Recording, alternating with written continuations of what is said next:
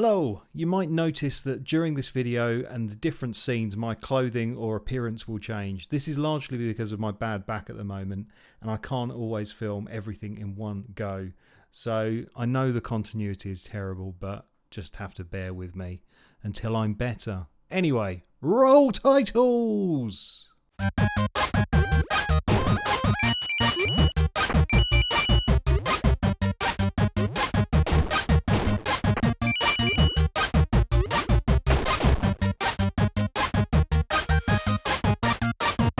Hello, I'm Kip Hakes. Welcome to today's video.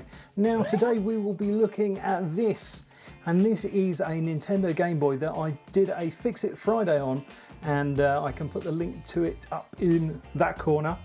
And basically it had a dodgy screen and we managed to fix it, but it does look a bit manky.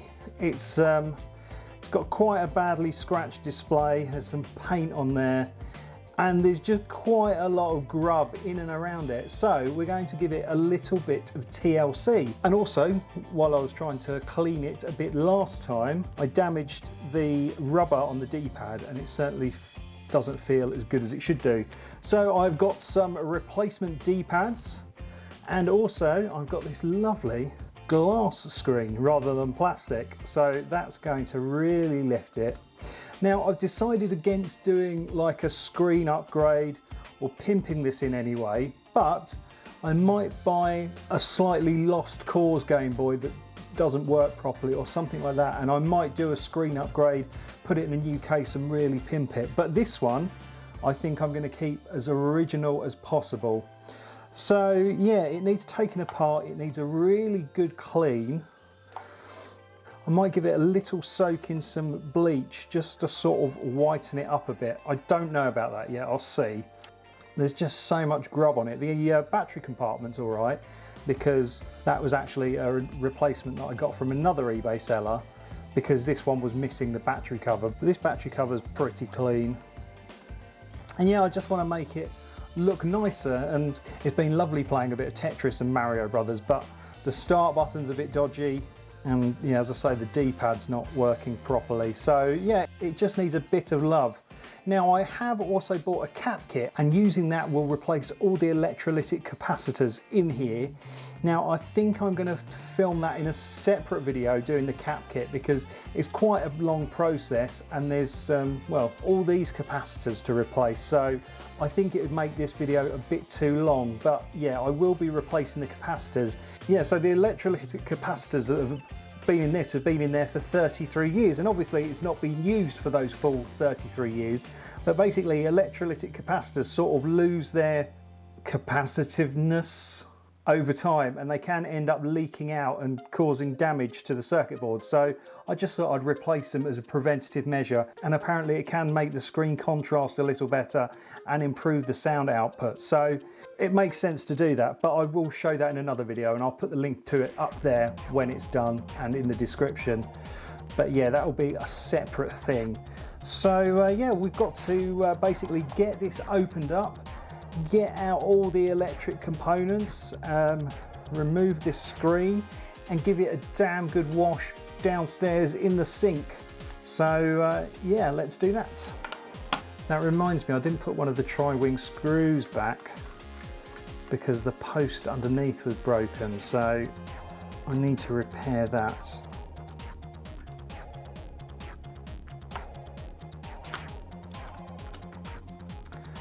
Okay, so after you've disassembled it, you need to flip it over and pull this cable out. There we go. Now I think we've just got lots of Phillips screws to unscrew. Put one of those fancy iFixit toolkits on my wish list. Hopefully someone will get me that for Christmas. I don't always necessarily have the right screwdrivers for the job. But we roll. Actually, while I'm unscrewing this, instead of you just watching me mindlessly unscrewing, we'll give a massive thank you to all of those who've joined the channel. So joining the channel helps support it. You pay a little bit of money, but you get the knowledge that you're helping support this. And you know, I could buy my own iFixit screwdriver set with the proceeds from that. But basically any money I get from that, I invest back into the channel by buying random stuff like this. So yeah, here's a massive thank you to all the members of this channel. So they are. Thank you so much to Kip Fans, No Name, Matt Lovies, JRC Electrical, Ford the Burbs, Thor Z, Tim Salt, Robert A. Special shout out to the Kip Early Birds who are Roberta Gorathmson, Stedstix Fix, Dean Ball, Gary Bannum and Phil at the Coda. Big love to the Kip lovers who are Richard R. Blaster and Bella Webster. And then we've got the amazing Kip Nutters who are Ellis the DJ and Becky Boobar. And then we've got the amazing Kip Mental, David Elphick. Thank you so much guys, it's all really appreciated. This is something I want to replace. It's the adhesive that was on the back of this. Because it's stopped being adhesive. Okay. There's a rubber for the start and select buttons, which are currently filthy. Same again for the rubber on the A and B buttons, also filthy. It does look like the D-pads that I've got are aftermarket, but either way, that should be better than what we've got. Okay, so remove the buttons. Did give these a bit of a clean so they're not horrendous. Got a D-pad filled with miscellaneous finger glue. Ugh. Okay, so this is our sound board. And this is the main board. Yeah, so these guys here, they're the electrolytic capacitors, which I'll be replacing in another video. I mean, they look okay. They haven't burst, because sometimes when they've really failed, they burst at the top and the electrolyte comes out, but you don't really want them to get that far. Does need a bit of a clean with some IPA, I'll do that as well. And the on-off switch has gone a bit rusty around there, so we'll give that a bit of a clean up and sort out. Now hopefully, oh look, there we go. The screen plastic wants to come out. There we go. Yeah, so I'm going to give this a good clean with some tar and glue remover to get rid of the residual sticky. There does seem to be this sort of slightly sticky gasket around this display. I've not noticed that before. But as you can see, it does look a little bit grim, and look, you can see the original colour it's meant to be there. And this is what colour it is at the moment. Okay, so there's that, and we've just got to remove this reflective panel off. Take the switch off. I've got to slide these battery guys out as well. Do that in a second. Right, let's get this little reflective guy off. It does look like all the screws on the inside are exactly the same, so that's handy. They're not all different lengths, so I can put them together and not worry that I've mixed them all up, so that's good. Can you see there's little tabs there to remove the metal bits out of here.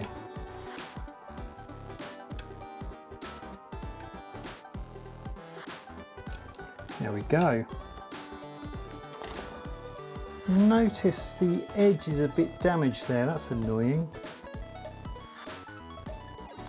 Never mind. Right, okay, so yeah, you can see a bit of, well, you can see a lot of grub in there.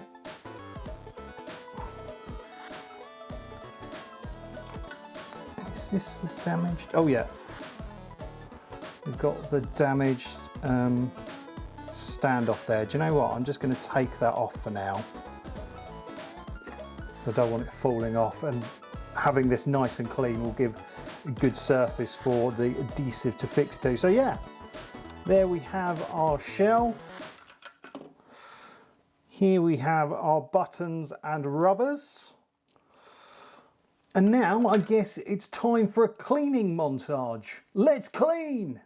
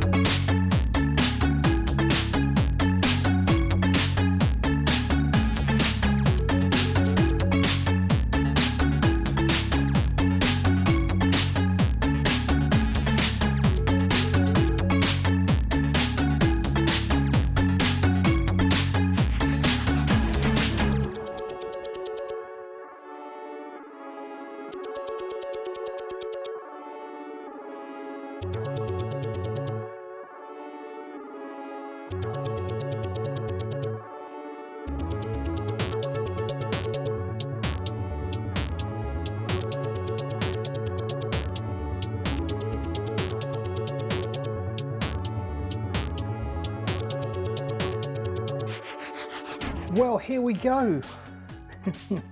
It's all a lot cleaner. Now, I gave the case a sit in bleach for about 12 hours, and I think it's certainly lightened it for sure.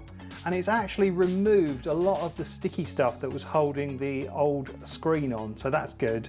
Just needs a bit of a clean with some IPA before we put the new screen on. But yeah, I'm really happy with how it's come out. Now, I've done the recapping, well, most of the recapping, and I've made a separate video about that, which will be out next Friday. But yeah, it's all good. So hopefully it all still works, because even though it's had a clean, and that shouldn't really make much difference, it has had that recapping. And I think I've done it right. I have done a recapping before. I've done several, but only on arcade boards many years ago. So this was a bit of a new experience for me. Hopefully that's all okay, and that won't stop it from working. There are a few little jobs to do before we get it together properly. First of all, I need to give the screen a good clean. And also we've got this black rubber strip that needs to go under the screen, and I need to put some new double-sided sticky on that, so I'll do that. So that goes like there, like that. And also on the underside of this, we had the broken post, which I've got to araldite in. So what I'm going to do is I'm going to do that now and let it set, and then probably tomorrow now we can get the whole thing rebuilt and working again. We've got this little post guy and we've got to araldite him in, so let's do that. So yeah, we'll be using this epoxy resin to put that back in. It's sort of araldite-y stuff, and basically you have to mix the two together in equal quantities and then use it very sparingly and put it in position, and it sets almost instantly, but it does take a little while to fully go off. So we've got to be quick for this bit. And I've just got a piece of cardboard that don't need. Now these are brand new tubes, so I've got to give it a little squeeze. Tiny blob. So these two independently won't make a sticky glue, but when they're mixed together, they make a very sticky glue. Now I probably should be wearing gloves while I'm doing this, but never mind. Okay, oh, bit stinky. Now it just comes with a little stick to mix it together.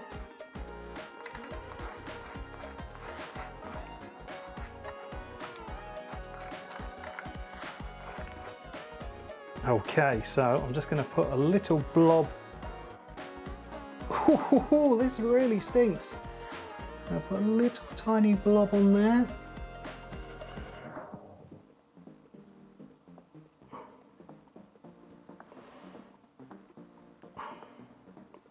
Too much. Right, I've got to look close to this, so I'll get it bang on in position. There we go, that's it in position. There seems to be enough of it on there, so yeah, we'll just let it do its magic. Oh, actually, I'll tell you what, I'm just going to do this little strip while I'm here. Now basically I've got this very strong double-sided tape, and I've cut it in half. I really need scalpel to do this, but I've done it badly with scissors, and basically I just need to stick that onto there. There we go. So we've got another layer here, and we just need to peel that off and stick that on the screen, he says. I'm going to leave that to stick on there overnight, and then it'll probably be easier to peel that backing strip off, hopefully. I'll just put that there for now. Okay, so we'll let the araldite go off, and I'll see you tomorrow. Okay, well, it is the next day. I'm here with my lovely Kip Hakes hoodie and my Kip Hakes mug. Go to merch.kiphakes.tv if you want to get in on the action. There's some amazing Christmas merch that's on the store now. I'll be doing a video on that hopefully when I get my hands on it, and I'm very much looking forward to sharing it with you. Puddle have done an amazing job with it, and it is just, so yeah. Anyway, so this is looking a little bit different to how you saw it last night, largely because I just thought I'd get the bulk of it reassembled because you saw me disassemble it and reassemble it in the last video, and also you saw me disassemble it at the start of this video. So it's all exactly the same and it is looking gorgeous. The new glass screen is just mwah. Also our little fix here has held up beautifully. Although I'm not going to screw the screw really flipping tight in that one because I don't know if it was going to like hold it properly. It's going to do the job. There shouldn't be too much strain on this bit. So yeah, it's now time to sort of join the two halves together, screw the back on, and then fire up again. Well, actually just fire it up at all and see if it actually works. I'm hopeful that it'll work. I think I've done everything correctly. I checked and double checked when I was putting the capacitors in that they were the right way round and the connections were good. So hopefully the cap kit has gone on nicely, but we won't know until we put it all back together. So exciting times. Right, let's do this. Let's get it all back together. I think it's all going to work. Just make sure the new caps are sort of bent out of the way.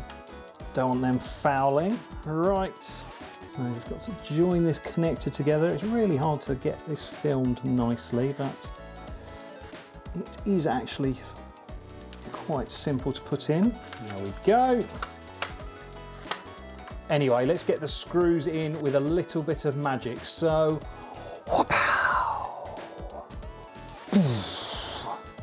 screwed down nicely. Right, I've also seen that Steve at Stedsticks Fix has a really cool way of getting batteries in. I don't know if I can do it, but I'm going to try. Okay, so let's do it. Perfect, that worked really well. Nice tip, Steve. It's the moment of truth. Has the cap kit worked? Right, I'm going to have to try it with this game. An absolute legend of a game, isn't it? It's in.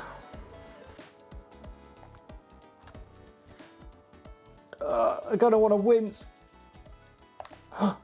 Oh, yes! Oh, yes!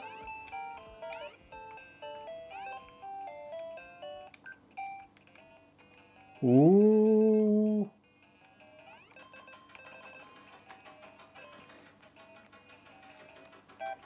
Speed run!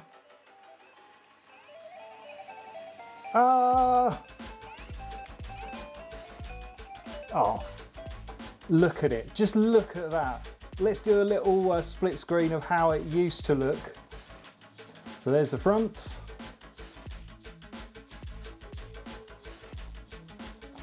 And there's the back.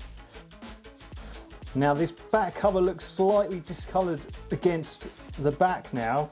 So I might give this little guy a little bit of a bleach. But look at that. Can you remember all the grime that was down these guys? Oh,